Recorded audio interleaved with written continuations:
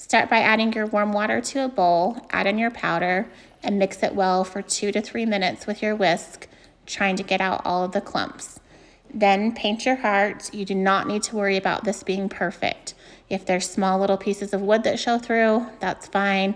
If there's lumps in the paint, that's fine too. It will work out in the end.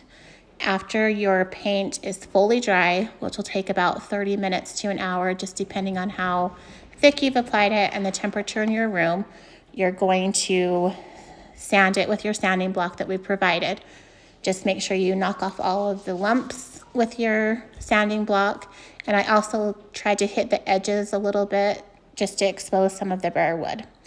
After it's all sanded and dusted off, take your 3 sheets of transfers, and these will cover your 5 hearts. Just apply them with your stick that's provided in the transfer package.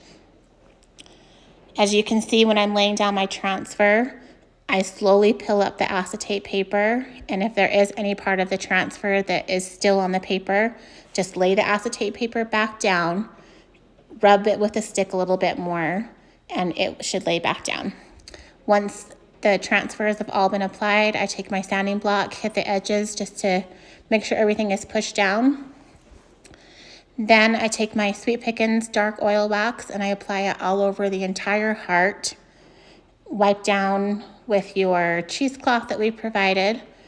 Once that is done, I took my brush and hit the edges of the heart a little bit just to provide a little bit more distressing or antiquing, whatever you want to call it, around the edges. And when I did that, I just took my cloth and blotted it just to kind of fade out those brush marks there. Then once that was all dry, and I did leave these to dry overnight, that way they were fully dry, then you just string your twine through and leave about 12 inches on each end, and done.